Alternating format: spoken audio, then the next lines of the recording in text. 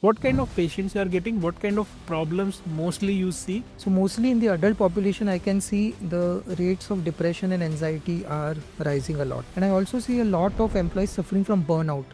And because of this, substance addiction is also increasing. Another population I'm seeing is the younger generation, the Gen Z. In that, I am seeing a different set of illnesses. Mostly it is related to mobile and internet addiction. And how does this affect their whole life? It affects all the dimensions of their life. So as you can see, the younger generation, like, they are not able to focus on their work.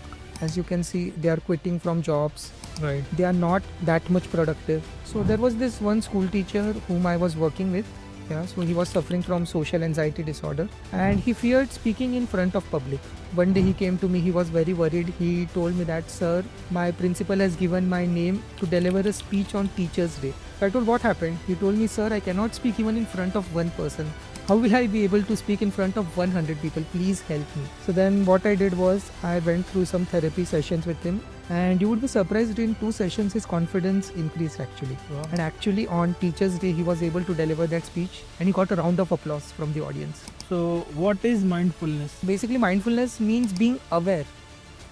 Okay. Being aware of the things around you, being mindful of the things around you. If I am experiencing stress, anxiety or a negative thought, okay, so I can be aware of it and I can become detached from it.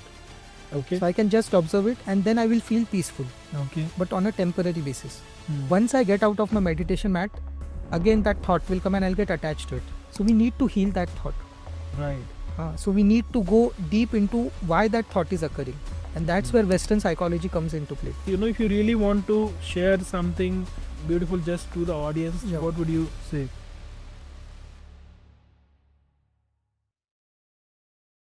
In today's time, everybody talks a lot about productivity, success, growth, but nobody is talking about inner peace, satisfaction, and fulfillment. And that's why today's episode is very, very important, because I have someone with me who has dealt with both sides of the coin. He is master of medicines, he's a psychiatrist, but he's also a mindfulness coach who is helping people with handling their mental well-being with other healing modalities. Pay a lot of attention to this podcast because your mind is going to be blown away with the kind of information you are going to see. So hi Neil, welcome to this podcast. Thank you, Saurabh, for inviting me to this podcast and giving me this wonderful opportunity. Thank you so much. So I'm really looking forward to some amazing insights because personally I'm seeing that this problem is really growing a lot in today's time. Yeah. Even WHO has said that in the next 10 years, every one out of 3 person will be going through some kind of mental health issues. Yeah, that's true. So, and then I've also seen that medicine alone is not able to solve this problem permanently. Yeah, And true. that is where I think a role of a person like you becomes even more important. Yeah. So let me know from the early days of your life that how you started this journey, how you came into this. Just let us know a little bit about you. Yeah. So to be honest, Saurabh, as a child, I was very shy and introverted, like an anxious child, a nerdy child who always used to study. So I was not interested in the activities which many children of my age were interested in, like sports, extracurricular activities, and those kind of things. But what I was more interested in was learning about the mind, like how people think, why people behave the way they do, how thoughts are generated, how emotions are generated. And so I used to sit alone and I used to introspect a lot. So I was a very curious child. So I used to ask many questions about life, about death, about the universe. And I'm also a chronic daydreamer, you can say. So I used to sit alone and ask a lot of these introspective questions. And because of that, what happened? Since childhood, I was very much in touch with my thoughts, emotions, and feelings. And that helped me to choose like psychiatry as a career so that I can relate to other people's thoughts, emotions, and feelings and help them to improve their mental health. So that was what my childhood was like as I was growing up. Yeah. So when you said about your education and all, Haha. so like as you mentioned, were you interested from the beginning into this particular field like psychiatry and all, or something happened later which pulled you into this direction? Yeah. So as I said, earlier on, I was a very curious person. I was interested in mind, thoughts, and emotions, but I did not think about choosing psychiatry as a profession. Okay. But as I was growing up, I faced some issues and some struggles in my life. So, as I already told you, I thought that I was different. I was not able to fit in.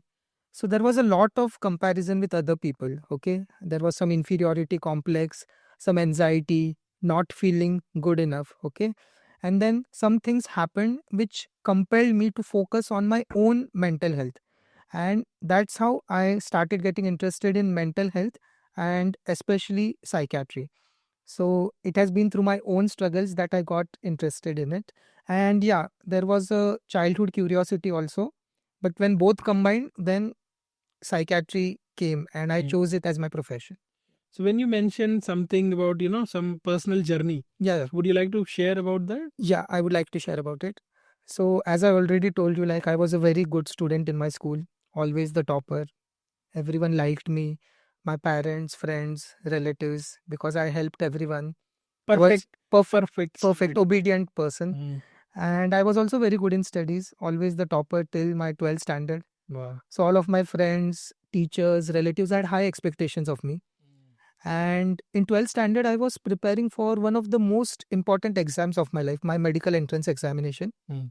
So in my family, both my father and brother, both of them are doctors. Okay. So I also wanted to be a doctor. Mm. And people had very high hopes from me because I was a very good student and I had studied very hard and I used to come in the top in all of the exams. But during my main exam, something happened. Okay. Like for some time, for 10 minutes, I blanked out and I was not able to answer some questions. And like I was really frustrated because when I came back home, I realized that I won't be able to do good in this exam. And my dream of getting into my dream medical college would forever be shattered. So I was very depressed, anxious, and lonely for some days because I had never experienced failure. I was always the topper, always experienced success. So handling failure for me was very difficult. Mm. But then something clicked in my mind. So my dad is a very religious person. He has read a lot of religious and spiritual books. So he always used to tell me, Neil, please read this book called the Bhagavad Gita. It has all the answers to your problems. But I was a very scientific and logical person. So I never bothered reading it. But during this time of stress, I remembered my dad's words. And then I went to his cupboard, started reading the Bhagavad Gita, and a completely new dimension of life opened up for me. Like for the first time, I understood about soul, what is consciousness. Like we are more than our body, more than our mind. Mm. And I remember that day clearly. For the first time, I closed my eyes and I looked inside. Earlier, I had not done it. And when I looked inside, a completely new world opened up for me. And that's how my meditation and mindfulness journey started. And it has been absolutely amazing. And after that, I chose psychiatry as a profession. So, combining both mindfulness and psychiatry, I help people improve their mental health using techniques from both. Yeah. So, that was my Okay. personal journey of how I got into it. Yeah.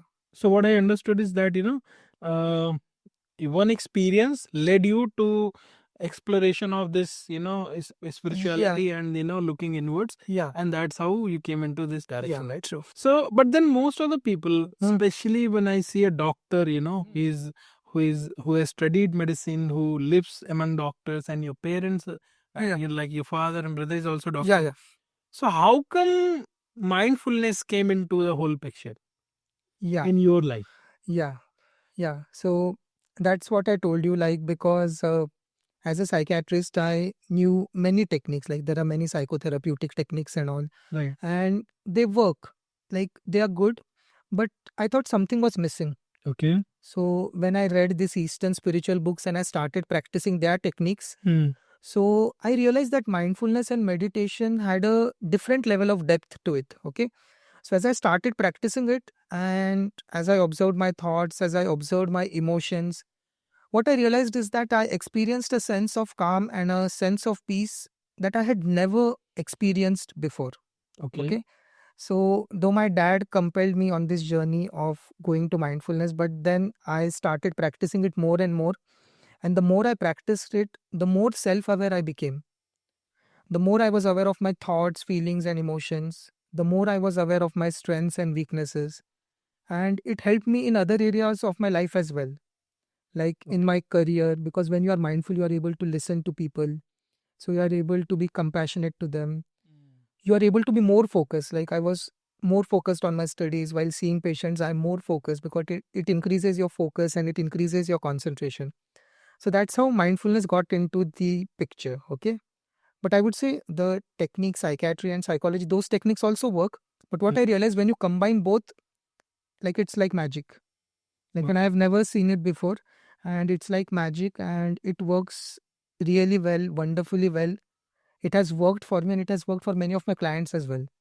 Wow. And that's how I realized the power of combining East and West, you could say. Western science with Eastern spirituality. Amazing. Yeah. So when you say that, it has helped you personally, Mhm. so any specific incident you want to share where you really used it for yourself and you got some amazing results? Yeah. So there was this one incident, like I was in my second year MBBS, I was studying and I was practicing mindfulness daily. That time it was a rigorous practice, like 5 to 6, 7 hours a day. Okay. And what happens is when you practice mindfulness, your intuition also gets sharpened. Okay. Oh. So one day what happened, suddenly in the evening, I started reading a book. Like it was related to my syllabus only. I started reading a book. I read the entire book for no reason. Like I started reading it. I started solving some questions and MCQs. Then I did not know why I was doing it. The next day something happened. Like there was a conference. I went to that conference and there was a quiz competition there. I did not plan on participating in that competition, but something inside me told me just fill the form. Then I participated in that quiz competition and there was an entrance round and I got selected in it. Wow. And then when I was sitting in the quiz competition, there were people from all over India, like from top medical institutes around India. They were there. They were senior to me, 2, 3 years. And to my surprise, whatever questions I had studied last day, 80% of the questions were asked in the quiz. Wow. And then I was able to answer them, and everyone was shocked. Like, he's just a second-year-old, and we are seniors. How is he able to answer all of these questions? Because I had read them before. I don't know, it was because of mindfulness, intuition, or coincidence, but it has really, it really sharpens and focuses your concentration, improves your concentration. And I got a first rank in that quiz competition. I got a Wow. huge prize money also. So Amazing. that's when I realized, like, it's an amazing technique. Like it really sharpens your focus, it really sharpens your concentration. It makes you aware of the environment around you, the people around you, what is going on, and like it's an amazing technique, I would say. It's very simple, but it's amazing. Yeah. Super. So I would definitely like to know more about mindfulness. Yeah. But before we dive into mindfulness, let me understand from your perspective, because you are dealing with people who are going through some form of mental health challenges on a day-to-day basis. Yeah. So where do you think, like what kind of patients you are getting, what kind of problems mostly you see? Yeah. And where is this whole society you are able to see that they are going? What are the major Yeah. things they are going through? So I deal with a variety of patients. Okay. So mostly in the adult population, I can see the rates of depression and anxiety are rising a lot. Okay. Because as you can see in the middle age, there is a lot of stress. Like there is work stress, like you are getting married, you have children, their education, the cost of living are going high. So people are struggling with a lot of stress and anxiety. And I also see a lot of employees suffering from burnout. Like burnout is becoming a very big issue. Okay. Because they are in the corporate jobs working for 12 to 14 hours a day. They don't get time for their families. They don't get time to sleep. They don't get time for their mental health.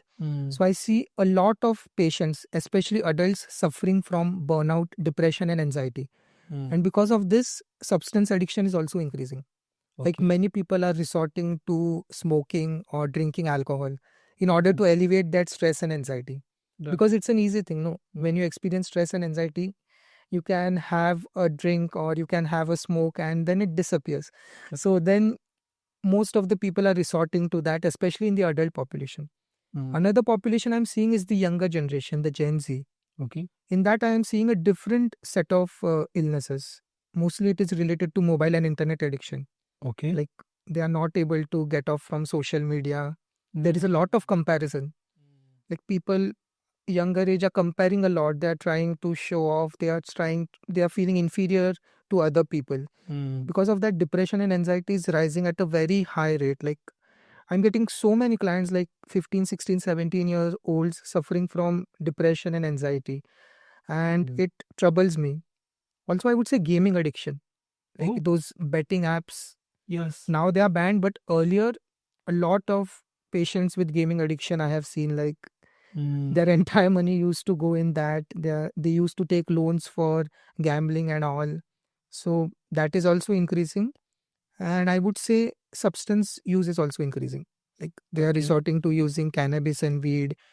And in metro cities, other recreational substances such as LSD and those kind of things. So I feel the younger generation is struggling with a lot of mental health issues. A lot of mental health issues, as I have been practicing since last 3 to 4 years. So I can see this trend. And how does this affect their whole life? Yeah, so it affects all the dimensions of their life. Okay. So as you can see, the younger generation, like they are not able to focus on their work. As you can see, they are quitting from jobs. Right. They are not that much productive. Even a small criticism, they cannot handle it. Like it hurts them a lot. They have become fragile. Okay. And once you are not personally empowered, it also affects your relationship, your career. Okay. Like if they are not themselves mentally healthy or psychologically healthy, then how will they take care of their parents, their family? How will they take care of their children, their spouse?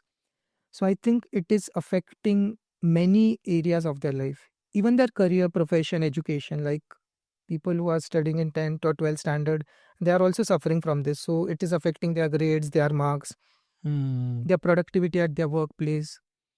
And I would say the younger generation is becoming more angry or more irritable, like easily impulsive.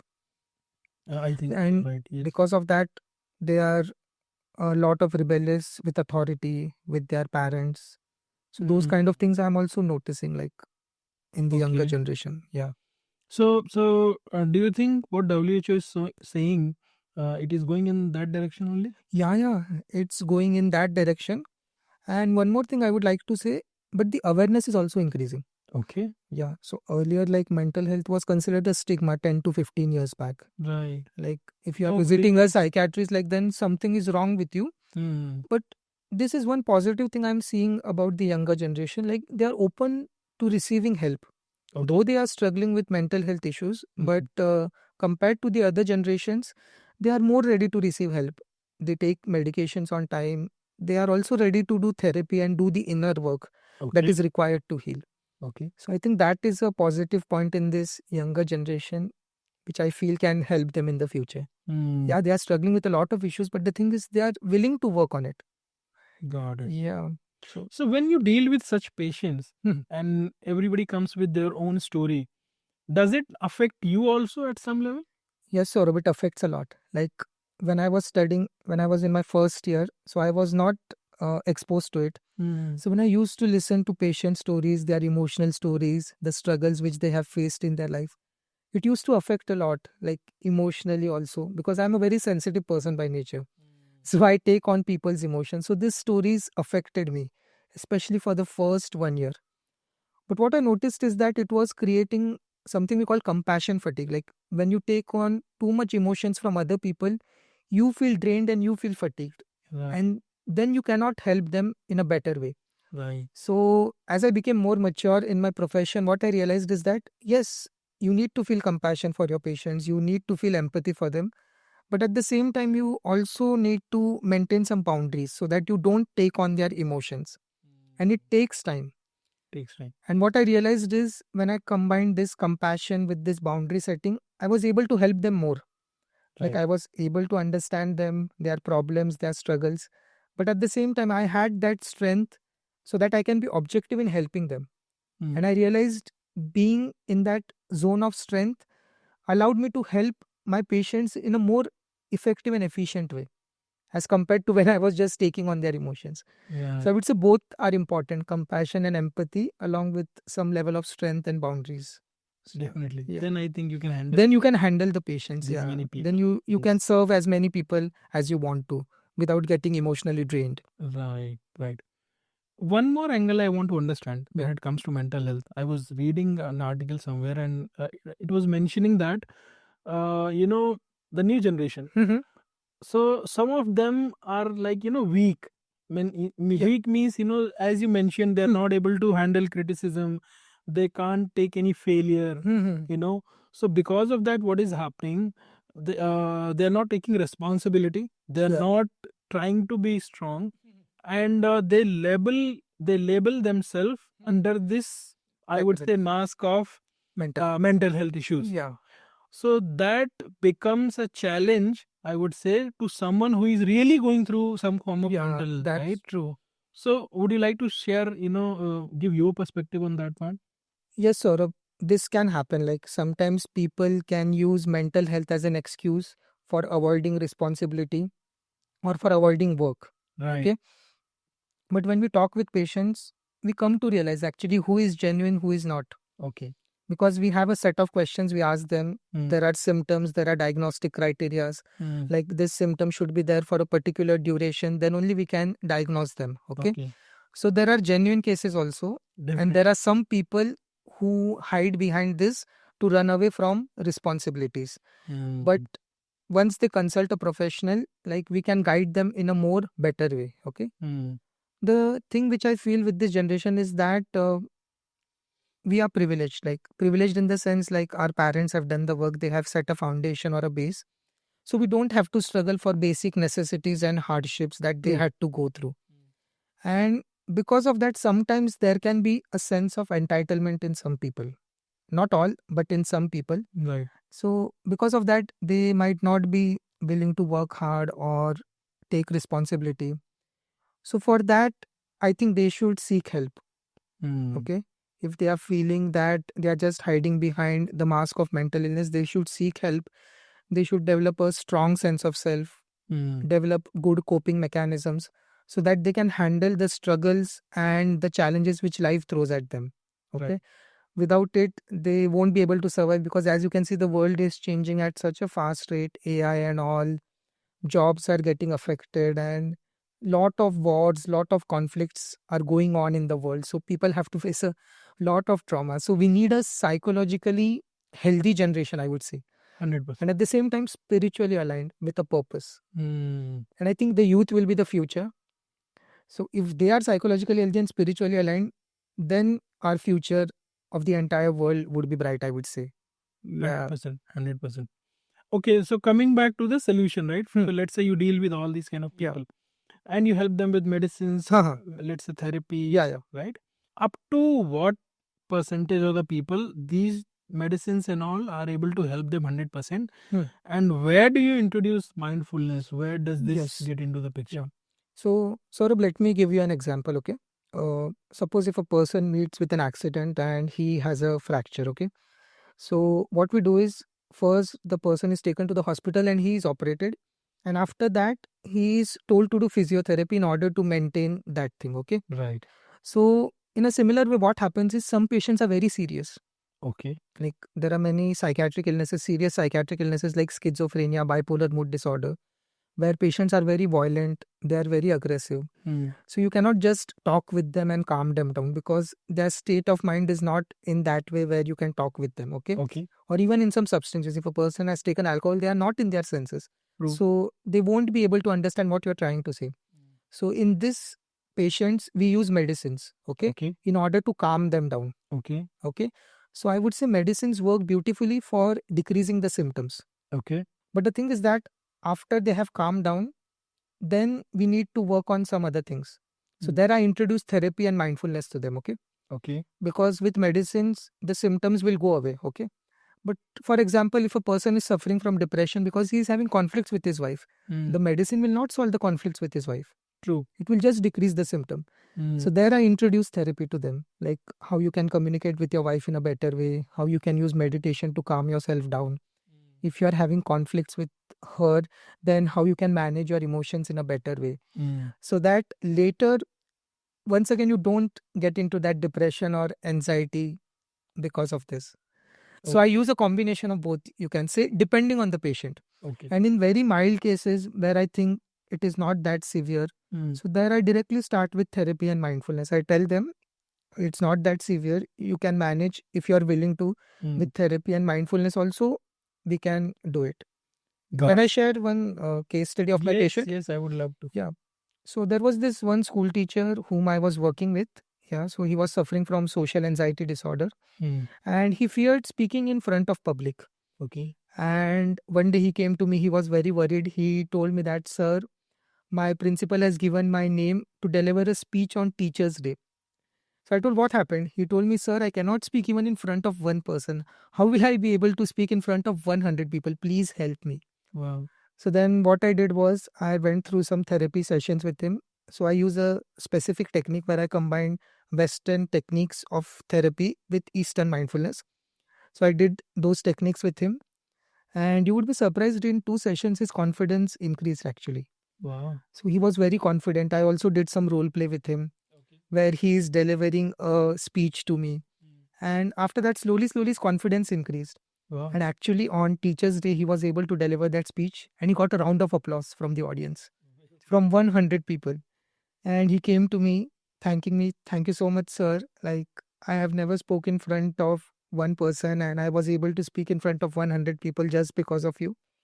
And I was also very shy and lonely. But as my confidence has increased, I'm also able to make many friends in my school. Earlier, I did not used to talk with anyone, but now I'm having lunch with them or I'm talking with them and I'm feeling really happy. Amazing. So, Saurabh, these are the moments that inspire me to do the work that I'm doing. Like whenever I wake up in the morning, I think of these moments and it motivates and inspires me to put in the hard work that is needed to be done to help people get out of their mental health issues and struggles. Amazing. Good to hear that, these kind of results you are able to generate. Yeah. So that makes me curious to learn more about mindfulness. Yeah, What sure. actually it is. Yeah. So let's dive deep into that. And let me know in simple words so that our audience also can understand. So what is mindfulness? Let's start from there. Yeah. So, Saurabh, like many people know about meditation, okay? Right. So basically, people know that in meditation, you have to sit or lie down and you just have to be aware of your thoughts, feelings, and emotions, okay? So that is meditation, okay? Mindfulness is a bit different, okay? Okay. So mindfulness can be done anywhere. Okay. It's not that just when you are sitting down or lying on your meditation mat, then only you can do mindfulness. Okay. So basically, mindfulness means being aware. Okay. Being aware of the things around you, being mindful of the things around you. So let me give you one example. Think of mindfulness as a torch. Okay. It is like a torch, and suppose you are going to a dark forest, okay, and there is no light there. So you shine the torch on a particular tree and then you see it. Then you shine a torch on another tree and then you see it. Right. So mindfulness is just like that. It's just a tool and it makes you aware of things. Okay. So for example, you can use mindfulness to be aware of your body. Okay. So it is called body mindfulness. Like I'm aware of my breath. I'm aware of the sensations in my body. And I'm aware of the various things or processes which are going on in my body. Okay. You can use mindfulness to be aware of your thoughts. Like your thoughts and emotions. Like what kind of thoughts I'm experiencing. What emotions I'm experiencing. What person triggered that thought in me. Okay. Where that thought was triggered. Which topic which he spoke that triggered in me. Okay. So mindfulness helps you to be aware of all those things. Okay. And even in the outside world, like aware of the environment, aware of the things which you are doing. Like I use mindfulness everywhere. Okay. When I go to the gym, I do my gym mindfully. So when I'm picking up the weights, I don't do it in a very fast way. I do it very slowly so that I can feel the tension in the muscles in my body. So that is also mindfulness for me. Even when I'm brushing my teeth, I do it mindfully, very slowly.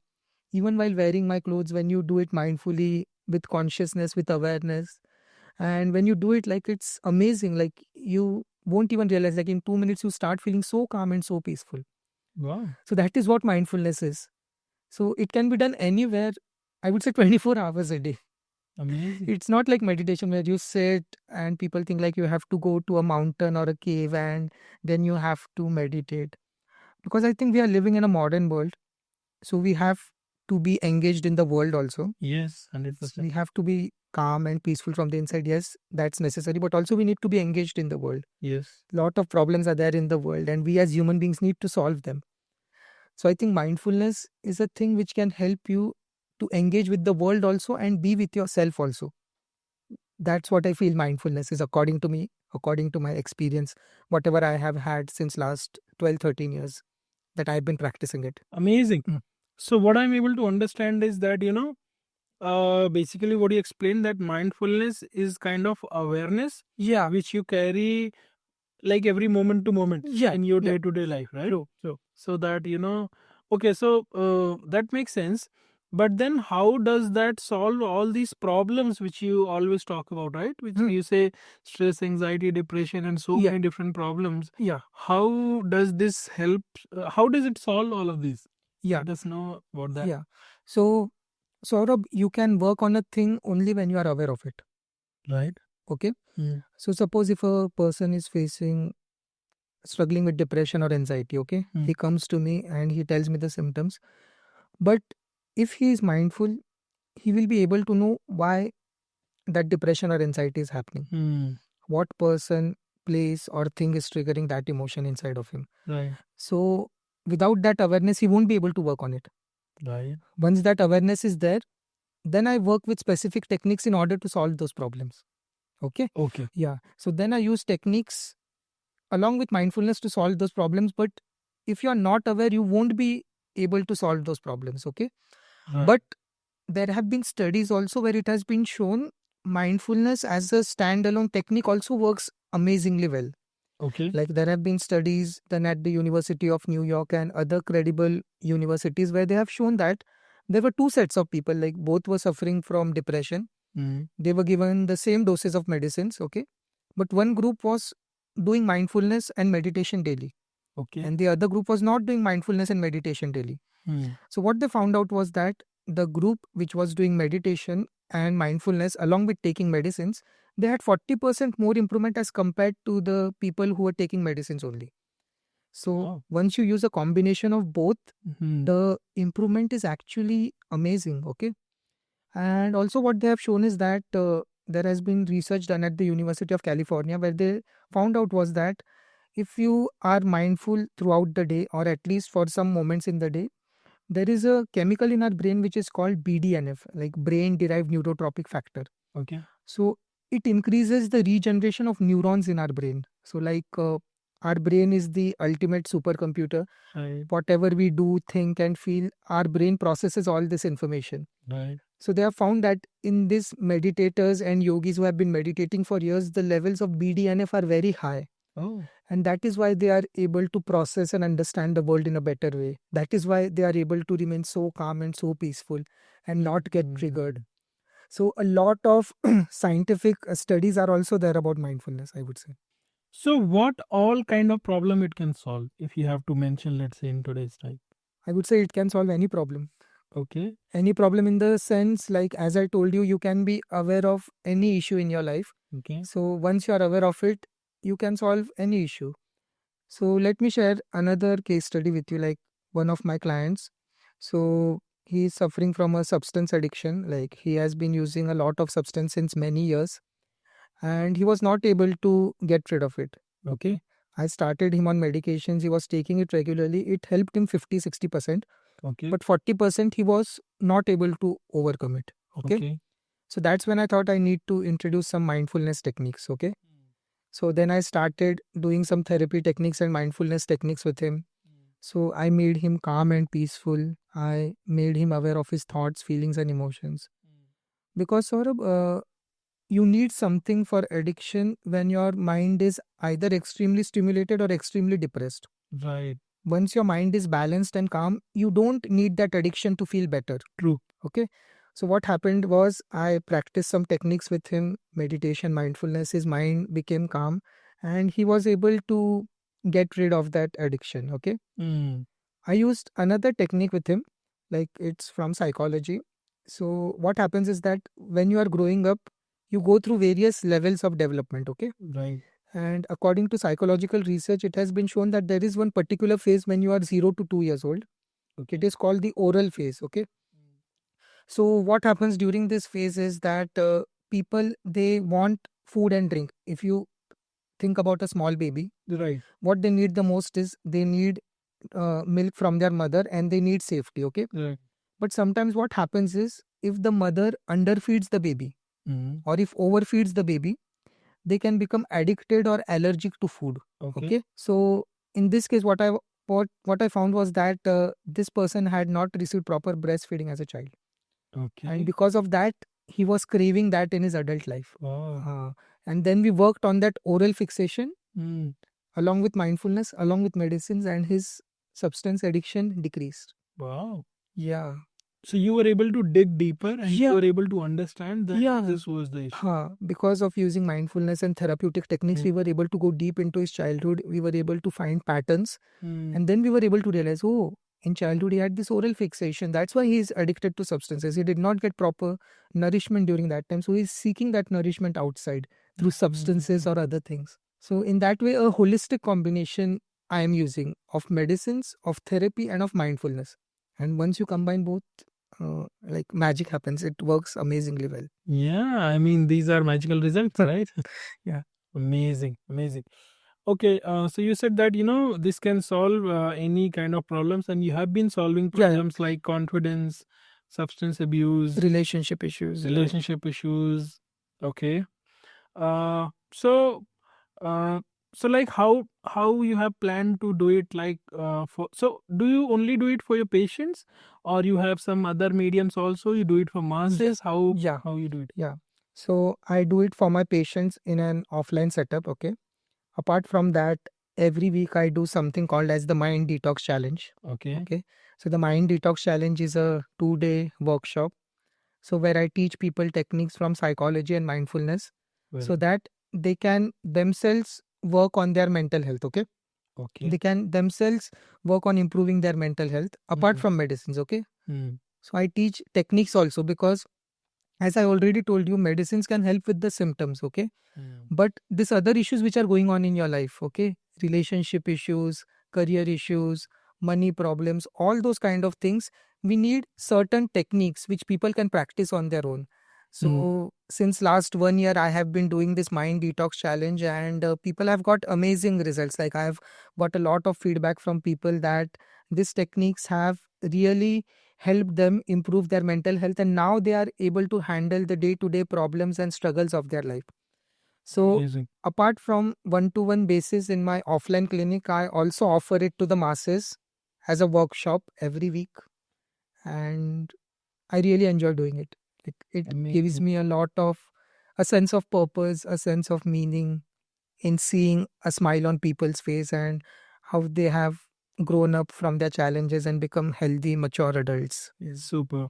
So you are doing those challenges on weekly basis, Yeah. and people can join that, right? Yeah. Okay.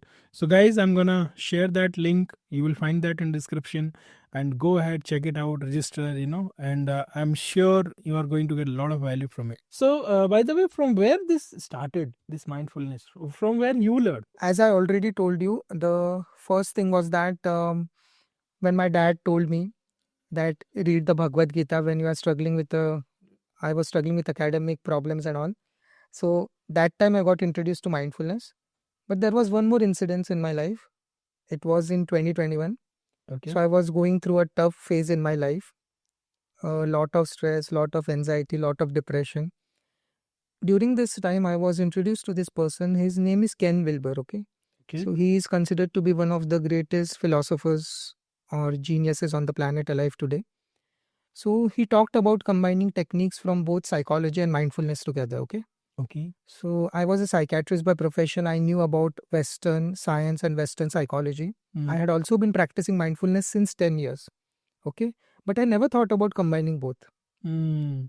So I was a bit skeptical at first. Like, Okay. who is this person? He's not even a psychiatrist. How can he talk about combining both?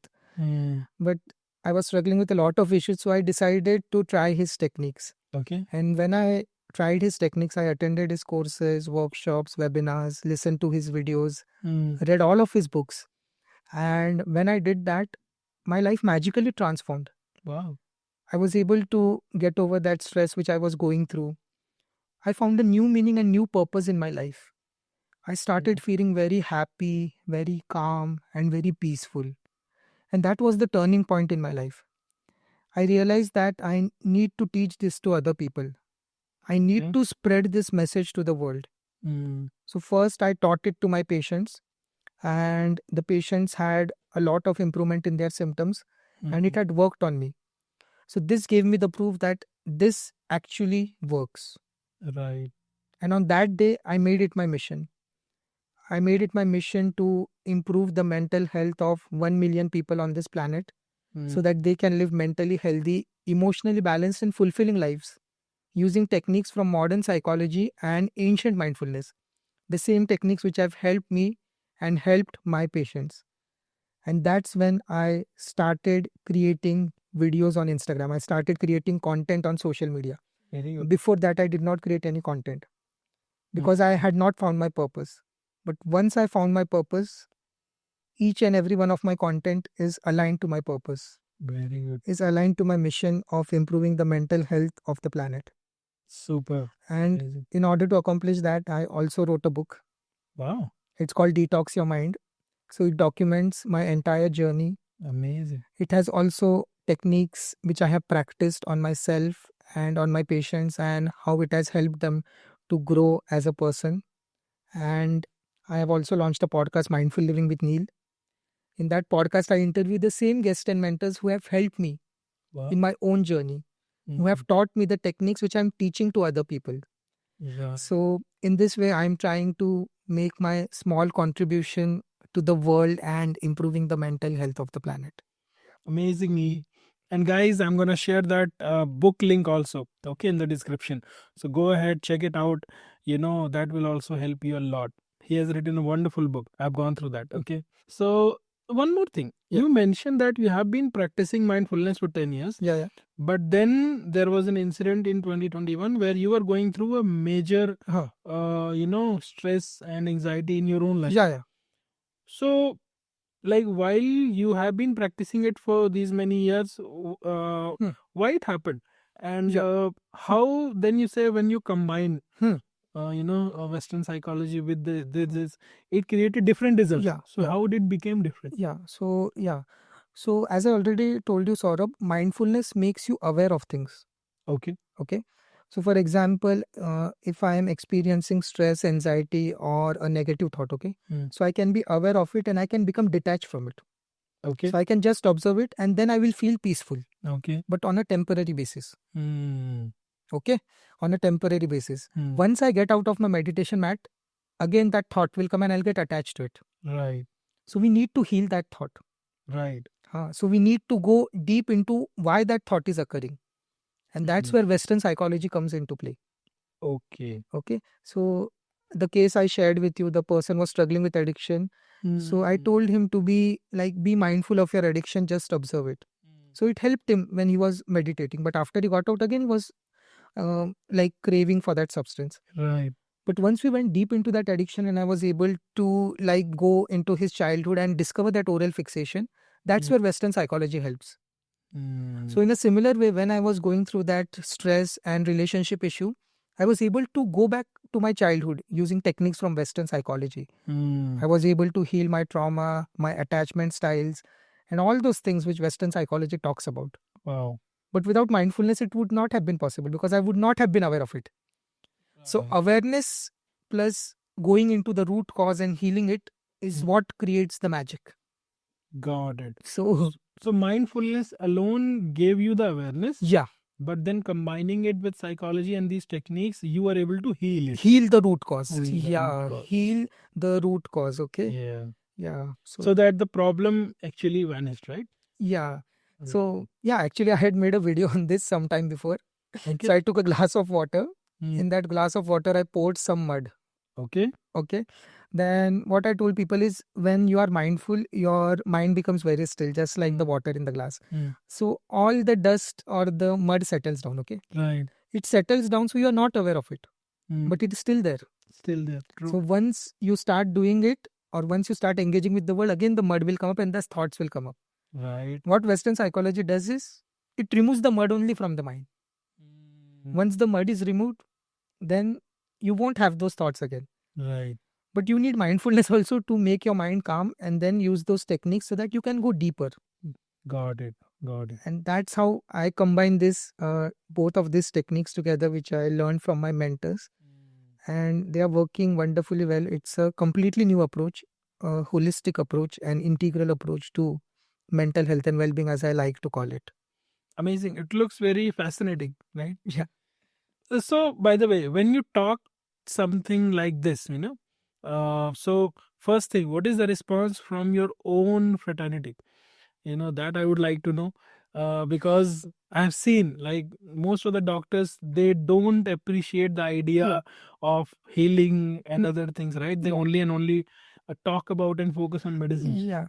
Yeah. So there are some people who are completely focused on what is called the biological model. Okay. So Right. biological model basically means the chemicals in your brain. Once there is some imbalance in the chemicals in your brain, then mental illness happens, depression and anxiety happens. That is actually true. There is a lot of research behind it.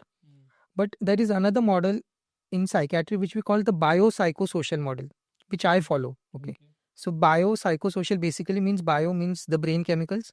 Psycho means your psychology, like how you are as a person, what are your thoughts, emotions, how are you able to handle life, how has your childhood been. And third is social. Social is what are the people around you, or who are the people around you, and what was your social life like how many friends did you have, were you born in a rich family or a poor family, how was your parenting, how did your parents treat you. So those are all social factors. Right. So what I feel is the combination of all these three factors is responsible for creating a mental illness. Okay. And once we give medicine, we are working only on the biological thing, and that is important. In serious cases, that is important. But psychological and sociological things, we are not working on that much. Right. In my clinic, I prescribe medicines to patients, but through my other things, my books, my podcasts, or you could say my workshops, which I'm doing weekly, I'm trying to heal this psychosocial component. The mind and the environment and the culture which people are surrounded by. So that's why it's a holistic approach, and I'm using techniques from both. So that's what I would say. So yes, some people criticize me for it. Okay. They are against it. They believe that these things don't work because medicines work very fast. They work on the symptoms. Right. But what I feel is it does not heal you in a deep way. That is important to calm you down. But once you are calmed down, then you need to go deep so that that illness does not occur again. True. So some people criticize it and some people are also supporting it. Okay. So I would say it's a mix. Okay. It's a mix kind of a thing, but still a lot of work needs to be done. When you say some people, so is it doctors who are criticizing or like normal people you are saying? I would say both. Both. Yeah, Okay. mostly doctors because they are more into medicine and biology and all. And I would say other people also, but not that much. They are more into these techniques. What I've noticed is people ask me like, can I heal this without medicine? Can I heal this only through counseling or mindfulness? Okay. Yeah. So I tell them according to the patient, as I told you. In very severe cases, I tell them no, you will require both. In very mild cases, I tell them yes, only therapy and mindfulness can also work with you. So it depends on the patient. So, by the way, what is the awareness level, if I have to ask you? Because I think it's new concept. Not many people are aware about it. So when you talk something like this, what kind of response you are getting? So first thing is awareness. Yeah. And second, how much acceptance they are showing towards this. Okay. So as I already told you, 10 to 15 years back, the awareness about mental health was very less. It was felt to be very stigmatizing, like something is wrong with me. Am I crazy or not? But now I'm seeing the awareness is increasing. Actually. But I'm seeing awareness about mindfulness. Mindfulness. Yeah, about that also. Yeah. So earlier, like in the Western culture, like some gurus had went 50, 60 years back. So there they had this awareness of meditation and mindfulness. Okay. But now what I see is when I'm teaching people, yes, they are also willing to do it. Yeah. So earlier I thought that they would not be as much open to learning it. But I see a lot of people are actually open to practicing this techniques. Okay.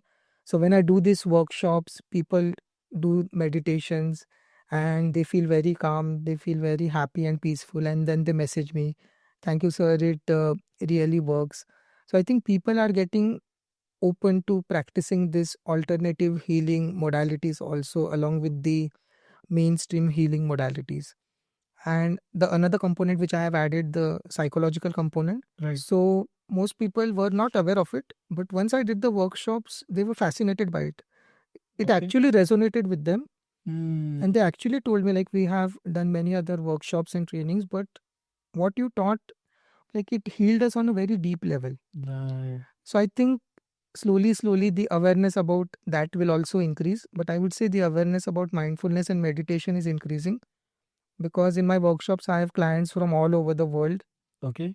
and I would say 99% of them are open to it, practicing it daily, and they want to learn it, they want to feel happy, calm and peaceful, and Very good. live a fulfilling life. Yeah. When you say that, they are open and they are doing it, do you see sometimes people comparing it? Maybe that is it meditation only, or is it something new, or it is, like sometimes people get confused also. What is Sometimes okay? they compare also. Yes. And is it just a new name for the meditation? Like those kind of thoughts also Yeah, been yeah. compared, right? So yeah, so sort of what I do is whatever I teach is I have practiced it on myself and I have got the results. I have also practiced it on my patients. And as I told you, there is a lot of research behind it. Mm. So I teach those techniques only which are research backed. Okay. Okay. Mm. And what I have practiced and what have worked for others. Okay. Mm. So I share those studies with them. Like, see, this scientific research was done, this study was done. I share testimonials of my clients and patients who have got results from it. So what happens is slowly, like, people are thinking that it is credible. It's not just a fancy name. Mm. And the best thing is once they experience it on their own, then the trust goes to another level. Right. Like when in the workshop, when I make them practice and when they experience the difference, Mm. then the trust goes to a very high level. High level. Yeah. Amazing. Yeah, and there are some people who might criticize you. That's everywhere. That's But everywhere.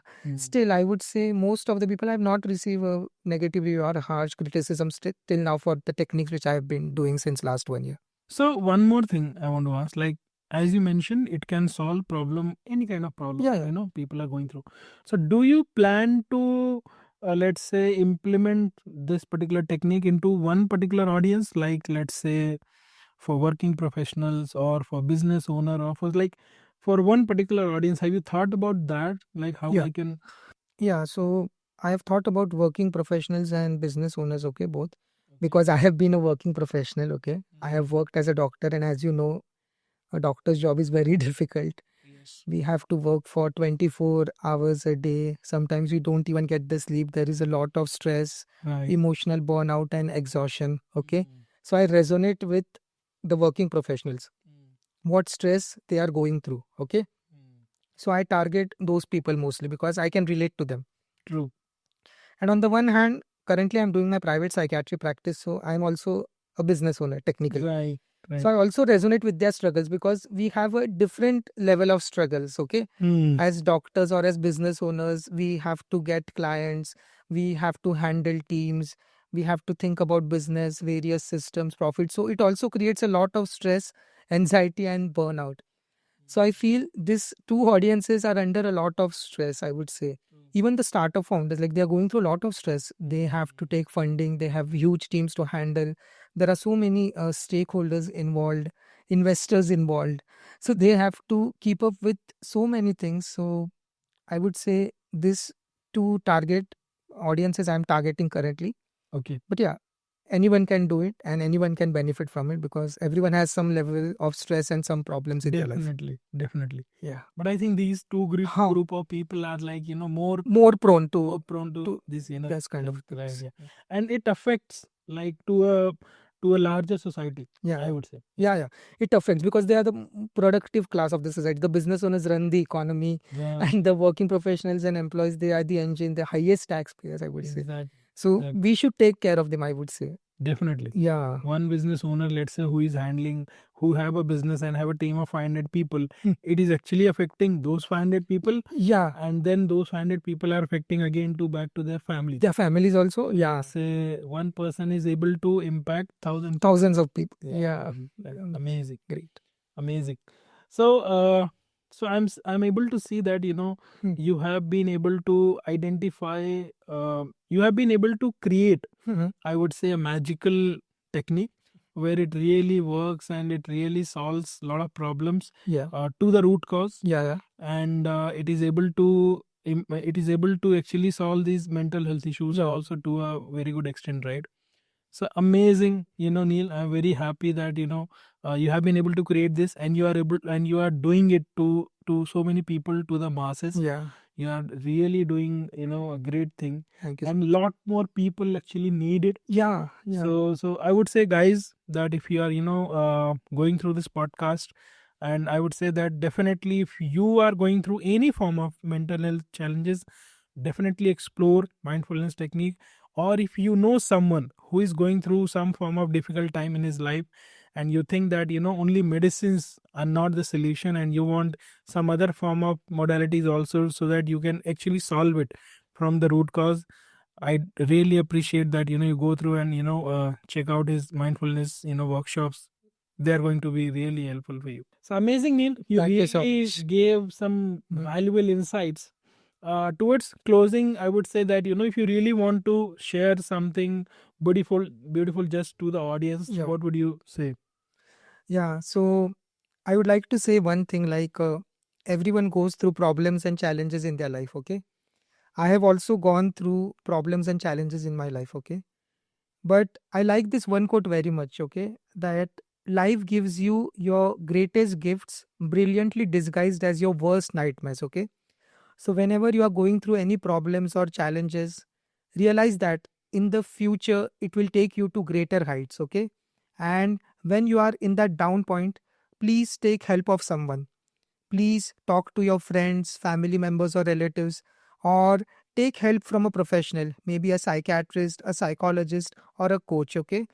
Because your mental health matters. And especially I would like to speak to the younger generation, like you are the future of this country, you are the future of this society, and your mental health, spiritual health matters the most. As you can see, a lot of conflicts are going in the world, and there is lot of stress, anxiety, and pressure, and we need more psychologically healthy and spiritually aligned adults who can lead this new world and who can contribute to creating a psychologically healthy and enlightened society. Okay. So it's not just about me, it's not just about you and healing your problems, but it's also about contributing to the society and the world at large. So that's what I would like to say to my audience. Yeah. Thank you, Neil. Thank you for being here. Thank you for sharing those Thank you so much. insights. And I'm sure people are going to love it, and they will get a lot of value. And wish you best of luck that you are able to help thousands and thousands of people going forward. And we'll connect again. Yeah, Maybe. sure. I would love to. I also really enjoyed this conversation, and I would like to thank all of you and your team for giving me this opportunity for spreading my message to the world. Okay? Because this is actually my life purpose. Right. It was not given to me. Like, my parents did not tell me to do this, the society did not tell me to do this, the education system did not tell me to do this.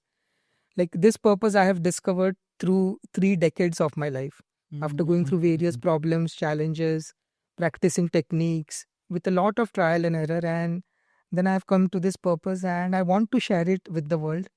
And I would say I would continue doing it till my last breath, till I'm alive on this planet. Thank you. Amazing, Neil. Amazing. Thank you. Thank you so for being much. here, and see you next time. Yeah, great. Thank you.